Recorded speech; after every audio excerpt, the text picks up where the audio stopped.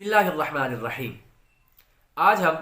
پڑوسی کے بارے میں سنتیں اور آداب کا بیان شروع کر رہے ہیں۔ اس سے پہلے ہم نے مہمان نوازی کی سنتیں اور آداب کا بیان کیا ہے، اس سے پہلے پانی پینے کی سنتیں اور آداب، اور اس سے پہلے کھانے پینے کی سنتیں اور آداب کا بیان ہم نے کیا تھا۔ اللہ تعالیٰ نے قرآن کریم کے اندر ارشاد فرمایا وَاعْبُدُوا اللَّهَ وَلَا تُشْرِكُوا بِهِ شَيْئًا وَبِالْوَالِدَيْنِ إِحْسَانًا وَبِذِي الْقُرْبَى وَالْيَتَامَى وَالْمَسَاكِينِ وَالْجَارِ ذِي الْقُرْبَى وَالْجَارِ الْجُنُبِ وَالصَّاحِبِ بِالْجَنبِ وَابْنِ السَّبِيلِ کہ ترجمہ کنز ایمان، اور اللہ عز و جل کی بندگی کرو اور اس کا شریک کسی کو نہ ٹھہراؤ، اور ماں باپ سے بھلائی کرو، اور رشتہ داروں اور یتیموں اور محتاجوں اور پاس کے ہمسائے اور دور کے ہمسائے اور کروٹ کے ساتھی اور راہ گیر۔ حضرت ابن عمر اور حضرت عائشہ رضی اللہ تعالی عنہم سے مروی ہے کہ سرکار مدینہ صلی اللہ علیہ وآلہ وسلم نے ارشاد فرمایا کہ حضرت جبریل مجھے پڑوسی کے بارے میں وصیت کرتے رہے، یہاں تک کہ مجھے گمان ہونے لگا کہ وہ پڑوسی کو وراثت کا حقدار بنا دیں گے، کہ پڑوسیوں کے اتنے زیادہ حقوق ہیں کہ نبی علیہ السلام نے ارشاد فرمایا کہ مجھے گمان ہونے لگا کہ پڑوسی کو وراثت کا حقدار بنا دیں گے۔ اور یہ بخاری اور مسلم شریف کی حدیث مبارکہ تھی۔ حضرت ابو ہریرہ رضی اللہ تعالی عنہ سے روایت ہے کہ ایک شخص نے عرض کی، یا رسول اللہ صلی اللہ علیہ وآلہ وسلم، فلانی عورت نماز و روزہ صدقہ کثرت سے کرتی ہے، مگر یہ بھی بات ہے کہ وہ اپنے پڑوسیوں کو زبان سے تکلیف پہنچاتی ہے۔ تو سرکار مدینہ صلی اللہ علیہ وسلم نے ارشاد فرمایا کہ وہ جہنم میں ہے۔ نماز روزہ صدقہ کثرت سے کرتی ہے لیکن اپنے پڑوسیوں کو ایذا دیتی ہے، تکلیف پہنچاتی ہے، تو نبی علیہ السلام نے ارشاد فرمایا کہ وہ جہنم میں ہے۔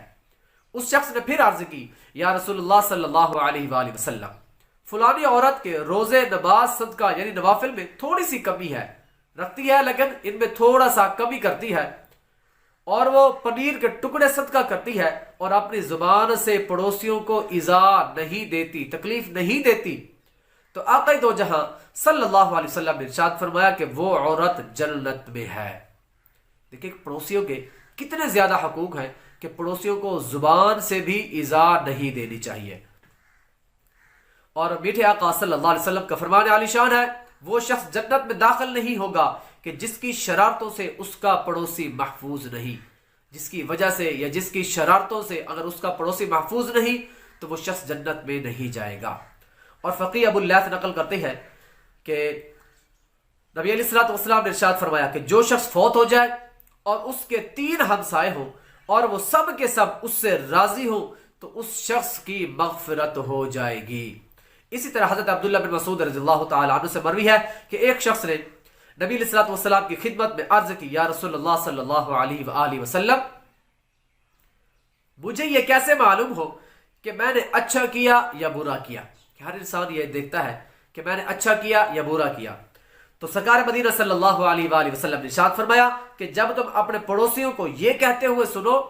کہ تم نے اچھا کیا تو بے شک تم نے اچھا کیا، اور جب یہ کہتے ہوئے سنو کہ تم نے برا کیا تو بے شک تم نے برا کیا۔ اور یہ ابن ماجہ شریف کی حدیث مبارکہ ہے۔ اور حضرت عبد الرحمن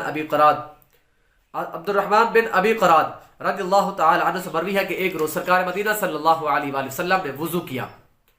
صحابہ کرام رضی اللہ تعالی عنہم نے وضو کا پانی لے کر منہ وغیرہ پر مسح کرنا شروع کر دیا کہ وہ پانی جو تھا نبی علیہ السلام کا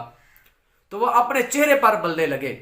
تو مدینے والے آقا صلی اللہ علیہ وسلم نے ارشاد فرمایا، کیا چیز تمہیں اس کام پر آمادہ کرتی ہے؟ تو عرض کی کہ اللہ عز و جل اور اس کے رسول صلی اللہ علیہ وآلہ وسلم کی محبت۔